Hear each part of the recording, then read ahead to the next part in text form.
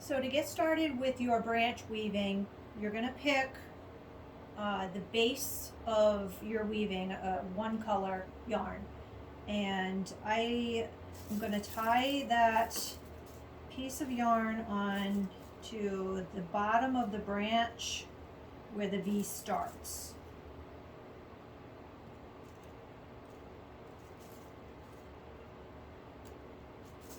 Just a regular knot. And that can just stay like that. Then I'm going to start weaving, I'm going to start pulling my string across. That will create the base. So I pull the string across, and then I like to wrap it around the branch tightly before pulling the yarn over to the other side. When I get to the other side, I'm going to wrap around the branch again before going across. Wrapping it around actually helps the string to stay tight, and that's what you want. You don't want a lot of give in your string. So I'm going to keep doing this until I get all the way up to the top of the V. At that point, I'll stop.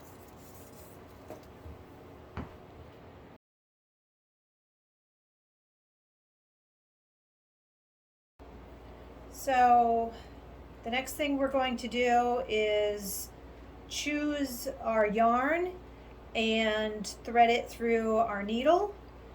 I plan on doing 2 vertical rows on this side to begin and 2 on this side.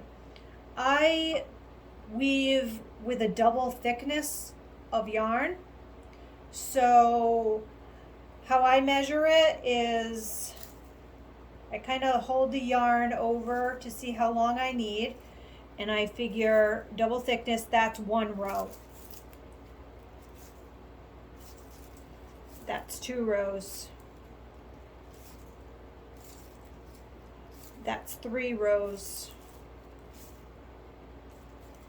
That's 4 rows. And a little extra just to be on the safe side. Like I said, I'm going to do 2 rows on this side, 2 rows on that side.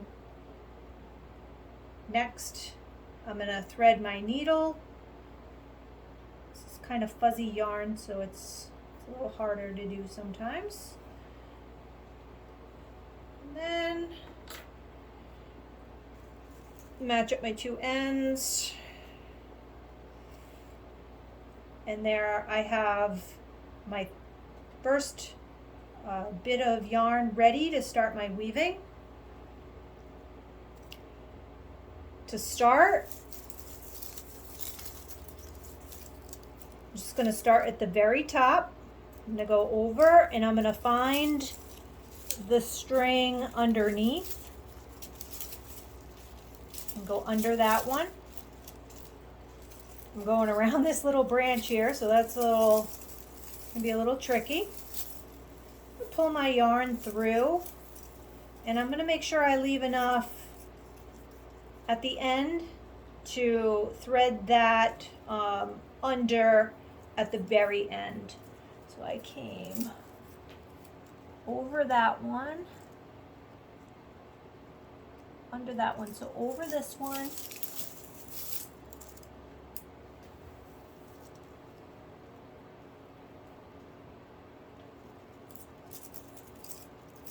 and I'm just going to weave in and out, making sure that I'm going over and under both layers of string. So I have some, so you're going to want to make sure you're getting both of those. And I'm just going to continue doing that until I finish off this first batch of string.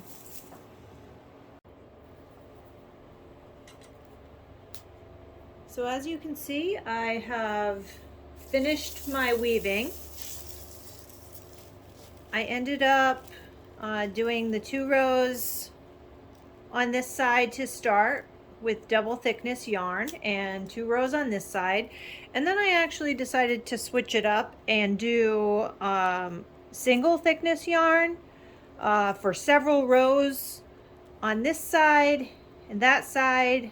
I wove in a little bit of a design here, and I kind of let the design just happen naturally on its own. I wasn't really trying to create the design that you see here, and I find that's usually how weavings go for me. Is I just get started. I choose different colors as I go. I make up different patterns as I go. I like to incorporate little bits of nature into them. As you can see, there's a feather that I found that I actually kind of sewed in like a little holder for the feather. I've put in a little bit of grass that I had growing in my yard, a little seed pod here. It's kind of tucked in, but I think it came out really nice. So you can have fun with this, you know, just let it lead you. It can, you know, it will take on a life of its own as you get started. But I'm really happy with how it came out. And just, I'm going to show you another one I did real quick. Here's another one that I did recently, and you know, that's really pretty too. Pretty simple. Just, you know, this one's all double thickness yarn, just rows of it, and it was fun. This one went pretty quickly. But as you can see, you know, the sky's the limit, depending on what color yarns you choose, the thicknesses of the yarn, the design, but just, yeah, have fun. Thanks for watching.